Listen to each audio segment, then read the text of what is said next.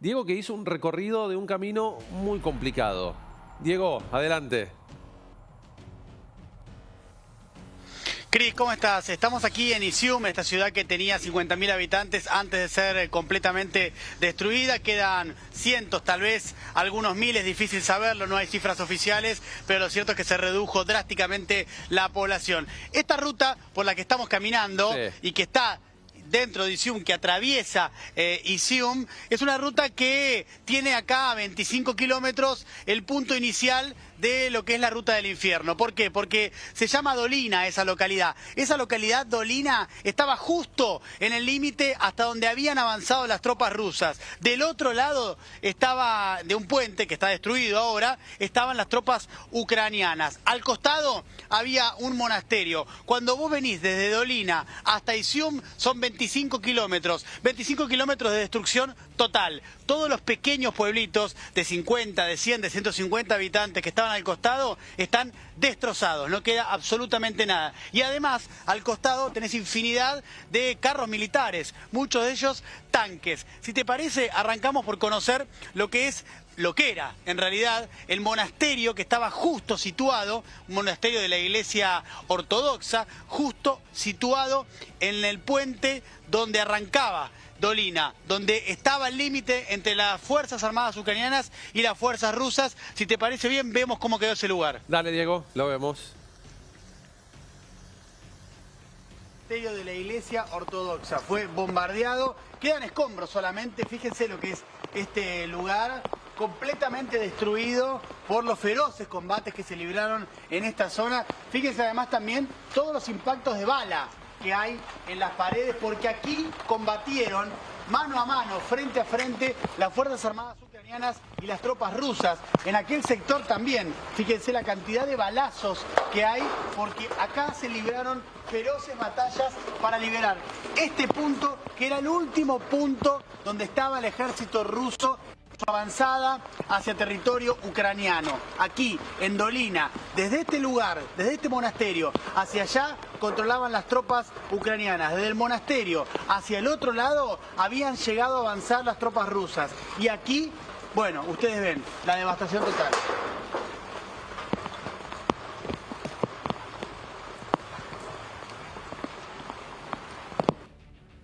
Increíble, Diego, las imágenes de este monasterio y de todo el contexto que nos estás brindando. Bueno, claro, ahí nacía justamente lo que es esta ruta por la que estamos caminando, esta ruta del infierno. No sé si tienen ustedes imágenes para acompañar lo que era esa ruta, pero al costado se veían, como yo te describía recién, los pueblos destruidos, los vehículos militares, pero también una particularidad, ¿no? Cuando empezamos a recorrer la ruta, veíamos que todo el tiempo aparecían pequeños carteles rojos.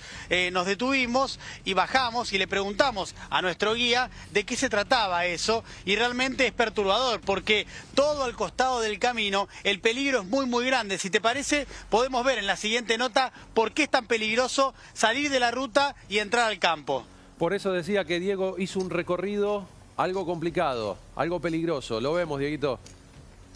Estamos sobre la ruta del infierno, camino a Isium, y al costado de la ruta todo el tiempo aparecen estos carteles que están aquí. Andrés, ¿qué significan estos carteles? Significan que este territorio está con minas y es muy peligroso de pasar y ir al fondo de estos árboles. O sea que nosotros no podemos bajar por fuera de la ruta, esa es la recomendación. Por eso están durante todo el camino estos carteles. Sí, es verdad, que no tienes permiso y es peligroso para tu salud y para tu vida. Claro, sí, bueno, mejor no bajamos, claramente, ¿no? Claramente. Bien, ahí estábamos viendo lo que indica que el camino está dinamitado directamente. Y todos los ciudadanos están advertidos de estos carteles. Lo que pasa es que... ¿Lo conocen? Sí. Sí, toda la gente sabe. Además los carteles están en ucraniano, así que todo el mundo sabe, y como están al costado de toda la ruta, que estos son campos minados, son campos donde no se puede pisar porque todavía no se ha producido el proceso de desminado, que es un proceso muy quirúrgico que tienen que hacer las Fuerzas Armadas ucranianas para justamente evitar que alguien pase por ahí y vuele por los aires. Pero esa es la ruta del infierno, que además tiene un destino todavía más lúgubre, si querés, que es este puente. Este era el puente principal que conectaba Izium con Kharkiv. Mirá cómo quedó este puente. Te repito, una ciudad de 50.000 habitantes, Sí. camino hacia la segunda ciudad más importante de Ucrania, una ciudad de 2 millones de habitantes, a unos 150 kilómetros de este lugar, una ciudad que se transformó en el eje de la resistencia, que finalmente Rusia no la pudo conquistar. Y mirá cómo quedó. Este era el puente principal, un puente muy relevante en Ucrania, un puente muy relevante en esta zona, y así quedó completamente destruido, fruto obviamente de los combates y de la cuestión también de la estrategia, ¿no? Los puentes son claves para Claro. el transporte de los militares y bueno, termina en estas condiciones como vos lo estás viendo ahora. Sí, una estrategia también rusa como para aislar las distintas ciudades, ¿no? Y poder atacarlas más ferozmente. Claro, depende la decisión de los militares. Hay puentes que han sido destruidos por los propios ucranianos para evitar El los ingreso. avances rusos y hay puentes que han sido destruidos por los propios rusos, claro, exactamente. Los puentes se han vuelto claves, como en toda guerra, porque justamente permiten el traslado de maquinaria pesada, como por ejemplo tanques. Cuando hay un puente destruido de estas características se dificulta mucho más el paso de los vehículos militares, pero esta imagen para mí es de las más contundentes que hemos visto. Mirá lo que era este puente. Este puente era un puente realmente importante, un puente grande que conectaba toda esta región, porque de acá venís del Donbass, la región que yo te comenté, Sí. la región que está en guerra desde el 2014, región estratégica para Ucrania porque el 25% del PBI provenía de esa región, de la región del Donbass, ahora mayormente tomada por los rusos. Bueno, ese mismo lugar, el Donbass, si venís por toda esta zona, terminabas en este puente en dirección a Kharkiv. Bueno, así ha quedado, ahora hay un camino alternativo, mucho más precario, por supuesto, a unos kilómetros de aquí, pero por aquí, bueno, no se puede pasar y llevará, claro, un tiempo largo la reconstrucción de este lugar. En medio de esta guerra de Rusia y Ucrania me viene a la mente una imagen que nos llegó y la tuvimos que presentar de un camión cisterna cargado de combustible donde lo hicieron explotar y a través de esa explosión derribaron un puente que era estratégico. Y era una imagen impresionante, no sé si la recordás, pero era una imagen impresionante, un camión cisterna cargado de combustible y voló todo el puente, literalmente. Sí. Bueno, acá las imágenes son también de esas características, ¿no? Mira, acá por ejemplo ves un vehículo, no sé si es un vehículo militar por el color o es un vehículo civil, pero así quedó también cuando este puente fue destrozado. Claro, aparentemente con el impacto quedó de esa manera. Bueno, y ahora la comunicación, esa provisoria que decís, se hizo después de la caída de este puente o ya era una comunicación, digamos, un puente que se utilizaba pero no tan frecuentemente? Vamos a preguntarle a Andri, que es nuestro guía, porque esa información yo no la tengo, no la conozco con precisión.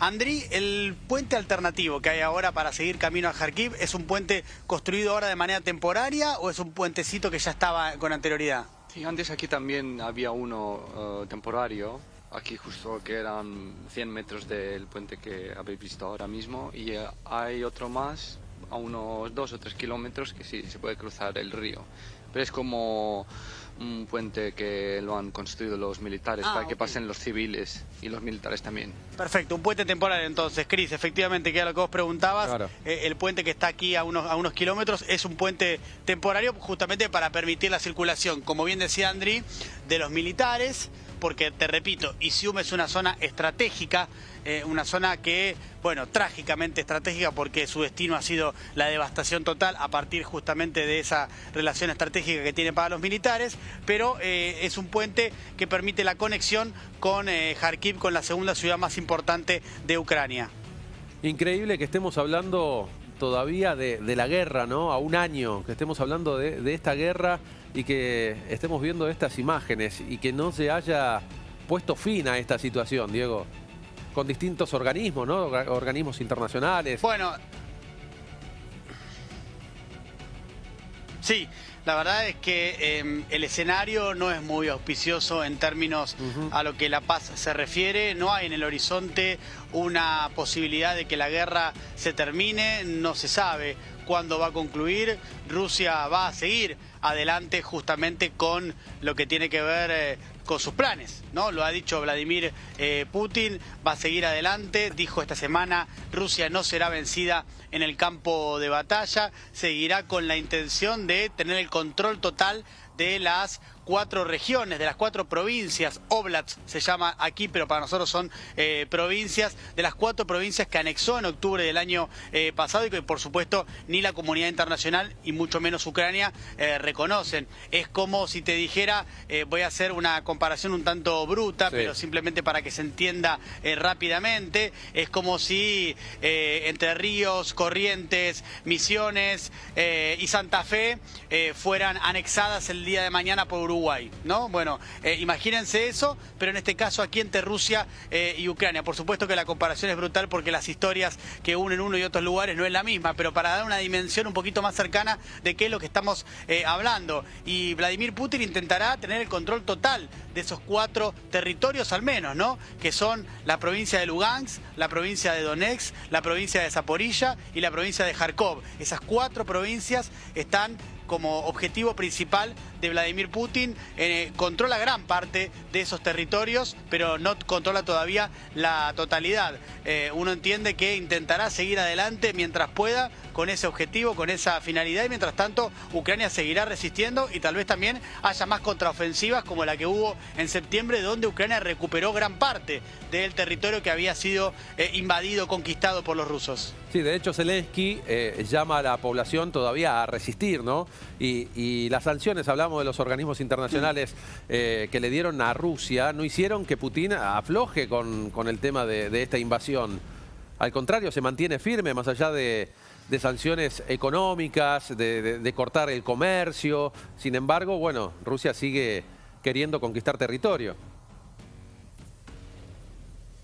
Sí, las sanciones económicas hasta el momento, si bien han golpeado a Rusia en cuanto a su PBI, la disminución del mismo, no han sido lo suficientemente efectivas como para que Putin desista de su plan, de su objetivo, de lo que él llamó operación especial y de lo que en definitiva es esta invasión a Ucrania, invasión a gran escala a Ucrania. No se han mostrado efectivas esas sanciones económicas que Occidente ha decidido llevar adelante. De hecho, también Rusia ha reforzado sus vínculos con China. Parte del comercio que en Rusia no puede ahora hacer con Occidente, lo hace con China. China tiene una posición, yo diría, de bastante cercanía con Rusia, en tanto y en cuanto no ha condenado la invasión a Ucrania. Esta semana presentó un plan de 12 puntos para la paz, pero que Occidente rechazó de cuajo. Ucrania primero y luego Occidente, porque en ese plan básicamente lo que se pide es primero algo que creo que sí que es relevante y atendible, que es que el cese al fuego total para negociar una paz, pero después también la posibilidad de que se discuta acerca de las regiones que están en disputa, lo que Ucrania por supuesto no está dispuesto a hacer porque tiene que ver con su territorio. Claro. Entonces ese plan no ha sido bien visto por Occidente y mucho menos por Ucrania. Llama la atención, si uno hace un poco de memoria, la resistencia ucraniana, ¿no? Durante tanto tiempo, porque uno escuchaba analistas internacionales cuando comenzó esta invasión y decían el poderío ruso hace que avance y que esto se termine en 2 meses, como mucho. Y sin embargo, ya vamos 1 año y Ucrania resiste. Claro. Bueno, Rusia es una potencia militar, es una potencia nuclear.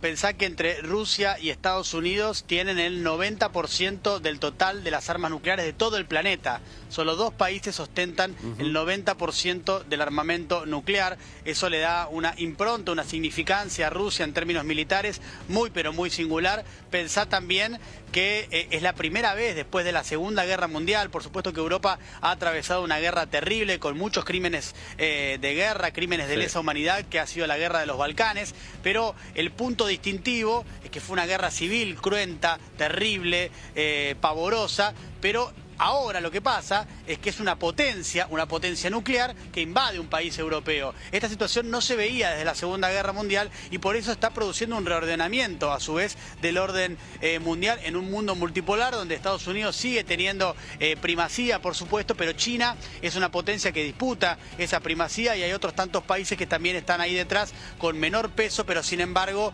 no es la situación de hegemonía total que tenía Estados Unidos décadas atrás. Bueno, ese mundo se está reordenando y en el medio está esta guerra de Ucrania, donde lo que se cobran son vidas permanentemente y el drama humanitario de los desplazados, de la gente que ve cercenadas sus vidas y demás.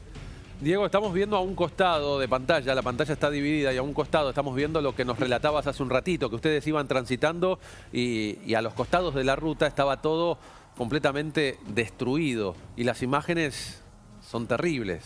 Son kilómetros y kilómetros porque por ahí vos estás relatando y detrás tuyo se ve todo destruido y dice, bueno, es un sector. Pero acá son kilómetros y kilómetros que ustedes van recorriendo y son casas, inmuebles, autos. Llegamos a ver tanques de guerra, todo destruido. Claro. Sí, efectivamente. Por eso la ruta del infierno, ¿no? Esos 25 kilómetros infernales que parten desde Dolina, desde ese monasterio que yo les mostré, con un campo minado, con vehículos militares destrozados y con este puente central, importantísimo de comunicación, puente grande además, completamente destruido, ¿no? Esa es la ruta del infierno. Ajá. Y aquellos ucranianos que están en el lugar, que me decías que la sensación era de tristeza, ¿encontrás alguno con sensación de defender todavía lo suyo, de enfrentar a las tropas rusas, convencido de esto? Sí, digamos, en territorio ucraniano hay un orgullo y un sentimiento nacionalista muy fuerte, reactivado, potenciado además por la invasión, ¿no? Está claro que cuando, en cualquier aspecto de la vida, cuando uno es agredido, por lo general suele exaltar sus pasiones. Bueno, en este caso sucede lógicamente eso, ¿no? La defensa de su territorio por parte de los ucranianos, pero claro, no hay que olvidar una situación que no es menor. En el este, en la zona del Donbass, hay muchos ucranianos que son separatistas, muchos ucranianos que o bien desearían ser repúblicas independientes, como en su momento lo declararon, República Independiente de Donetsk, República Independiente de Lugansk, y además también, por supuesto, con apoyo ruso. Digo, también pasa eso, también sucede eso. Hay ucranianos que no quieren pertenecer a Ucrania. Eso no pasa en la mayoría del territorio, hay que aclararlo, no es la mayoría de los ucranianos. Es un sector que queda en el este, que está particularmente, yo te diría, concentrado en la región del Donbass y que allí hay muchos separatistas ucranianos que no quieren pertenecer a Ucrania y que estaban mucho más cercanos de pertenecer o de querer pertenecer a Rusia o al menos de ser repúblicas independientes con mucha cercanía a Rusia. Claro, es una zona, entendamos, ¿no? Rusia tiene un peso específico cultural, histórico, que hace que tenga mucha influencia en la zona este de Ucrania. Además también recordemos el peso que tuvo la Unión de Repúblicas Socialistas Soviéticas. Ucrania fue uno de los países integrantes de la URSS, así que todo lo que tiene que ver con Rusia está muy presente en este lugar. Por supuesto que esto no va en demérito de la cultura ucraniana. Ucrania tiene una cultura muy poderosa, una cultura que viene de hace cientos de años, que tiene tradiciones muy importantes y que son distintas también a la de los rusos. No es que la tradición o la cultura rusa se ha impuesto y ha quedado como la única, para nada. Ucrania tiene su fortaleza también en términos culturales, por supuesto. Diego, hace un tiempo he hablado con una chica ucraniana que vive en Argentina, que el hermano y la familia estaba allá, el hermano fue prisionero, ¿sí? Era un civil y lo agarraron como prisionero al hermano y habían perdido contacto, no sabían nada, hasta hace muy poco que yo había hablado con ella, no tenían noticias. ¿Cuál es la situación, sabés, si te enteraste, ¿no?, de los prisioneros en los cuales no saben el paradero? Si pudieron hacer algún contacto, si Mirá, saben la verdad dónde que no tengo están. Precisión. No tengo precisión acerca de esa información, estaría diciéndote algo que realmente desconozco y quiero ser muy preciso con este tipo de situaciones. Sí sé, lo que te puedo aportar o complementar es que en reiteradas oportunidades ha habido intercambio de prisioneros entre Rusia y Ucrania, ha habido liberación de militares prisioneros tanto de un lado como del otro. Ahora, esto específicamente que vos me preguntás, yo tengo desconocimiento de eso. Ajá. Bueno, pero hay intercambio, digamos, te van liberando prisioneros de un lado, prisioneros del otro. Sí. Hay como una negociación, por así decirlo, Sí, en ese aspecto. Sí, eso va pasando. De vez en cuando, de manera intermitente, eso va pasando. Se van liberando militares prisioneros de uno y otro lado, efectivamente. Y en la ciudad que estás vos, no ahora, sino que están parando y donde hay un mayor movimiento, ¿cómo es la situación ahí? Porque acá vemos algo que lo que decías vos, desolado, como esas películas que uno se imagina que atacan y ya la ciudad no existe más. Esa es la imagen que nos llega de lo que vos nos estás mostrando ahora. Pero en la ciudad donde hay un poco más de movimiento... Es que la verdad es que en toda la región este, que está cercana en unos 30, 40, hasta 50 kilómetros del frente de batalla, yo te diría que la situación es muy similar en todos lados. Mucha gente que se ha ido, lugares devastados, los que no están devastados están dañados y lo que hay es mucha presencia militar. Es una zona donde las Fuerzas Armadas ucranianas, nosotros estamos de este lado, por eso podemos relatar el movimiento de las Fuerzas Armadas ucranianas. Entiendo que será similar de lo que ocurre del territorio ocupado por parte de Rusia dentro de Ucrania, del otro lado también del frente de batalla, pero en el este, en esos 40, 50 kilómetros que hay al frente de batalla en toda la región este, la situación es muy, pero muy similar. Y claro, cuanto más cerca está del frente de batalla, más difícil es la situación porque los fuegos de artillería son permanentes. Hay un problema también con las municiones. Es tal el nivel de ataque ruso con municiones de artillería y a su vez también de defensa ucraniana, que vos pensás que se llegan a consumir en un periodo de alto fuego cerca de 50.000 municiones por día del lado ruso y unas 5.000, 6.000, 7.000 del lado ucraniano también de manera defensiva. Pensá que las grandes empresas europeas de fabricación de armamento en tiempos normales de producción están produciendo aproximadamente eso, ¿no? 5.000, 6.000 municiones al mes. Entonces da una dimensión de lo que está pasando en esta guerra, de lo que está pasando en este conflicto y además también de lo que tiene que ver con el uso del armamento militar. Y lo de las municiones no es menor porque en un momento, claro, empiezan a escasear las municiones tanto a Ucrania como a Rusia, y entonces Rusia en esos momentos empieza a ser un poco más selectivo con los ataques. Ahora, cuando recibe munición, nos comentaba la gente de la zona, te das cuenta porque empiezan a ser mucho más frecuentes, empiezan a caer mucho más seguido los fuegos de artillería. Cuando empiezan a parar un poco es que se han quedado sin munición, a las semanas vuelven a recibir y vuelven a retomar. Y así en algo que es bastante perturbador, ¿no? Nosotros ayer estábamos en Kramatorsk y en un pueblo muy cercano donde nosotros habíamos dormido la noche anterior, que está a unos 10 kilómetros aproximadamente, en ese pequeño pueblo donde nosotros habíamos dormido 2 noches, cayeron 3 bombas a 10 kilómetros donde estábamos nosotros, ¿no? Y así es permanentemente. Imagínate si a nosotros, que nos sentíamos relativamente seguros, que además no estamos atravesando esto, nuestras familias no están acá, no tenemos ningún tipo de raigambre con este lugar, sí empatía con la gente, pero no raigambre. Imagínate si a nosotros nos perturba escuchar de vez en cuando el estruendo, imagínate lo que es escucharlo durante todos los días y a veces de manera muy seguida. Tal cual. Y el trabajo que realizan como prensa, lo hacen con total libertad, han pasado controles. Sí. Sí, lo único que hay son checkpoints, que hay muchos checkpoints, es cierto eso. Nos comentaba nuestro guía, Andrí, que hace un tiempo había todavía más en esta zona, en la zona más caliente, la zona este, había muchos más checkpoints. Hay igual todavía un montón, tenés que cada unos 20, 25, 40, 50 kilómetros, depende de la zona, tenés un checkpoint. a medida que te vas acercando al frente de batalla, tenés checkpoint cada vez más seguidos. Y básicamente lo que te piden son credenciales que tramitas con mucho tiempo, que nosotros tenemos, que son credenciales que te otorga el Ministerio de Defensa de Ucrania. Ajá. Y a partir de eso vos podés circular. Pero sí, no hay ningún problema para el trabajo de la prensa, ningún tipo de inconveniente, salvo alguna restricción que tiene que ver con la estrategia y la inteligencia militar. Hay tal vez algún lugar donde no podés entrar porque los militares lo cierran y decide que no pase ningún civil. Claro. Los periodistas son civiles, entonces no hay posibilidad de ese paso. Ayer por ejemplo, nosotros visitamos una ciudad igual o más destruida que esta. Limán es esa ciudad, fue tomada por los rusos, liberada por Ucrania en octubre, desolada, fantasma. Prácticamente no queda nadie en ese lugar, y allí luego nosotros conversamos con varios periodistas, colegas, algunos amigos argentinos también que están aquí, y no los habían dejado pasar, porque en un momento el fuego de artillería en esa zona, por una cuestión de seguridad, impidió que los periodistas pasaran. Nosotros llegamos más tarde, se había calmado un poco la situación y pudimos pasar a ese lugar.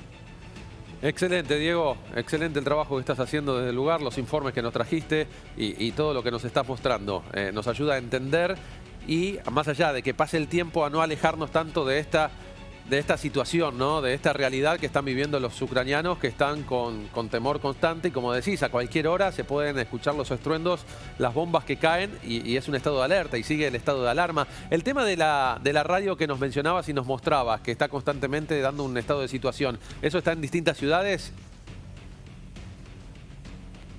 No, sabes que solamente lo hemos visto aquí, en Izium, no lo hemos visto en otras ciudades. Esa radio permanentemente sonando, en este caso en la plaza central de Izium, lugar que te mostramos hace instantes, que está completamente destruido, ahí sonando todo el tiempo la radio. Pero no lo hemos visto en otros lugares hasta el momento.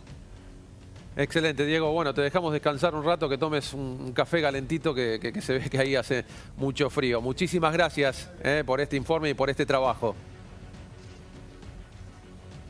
Cris, un placer. En cualquier momento volvemos a disposición. Un abrazo. Excelente, Diego Iglesias, el trabajo que está realizando desde el lugar de conflicto, desde Ucrania, a un año de la guerra.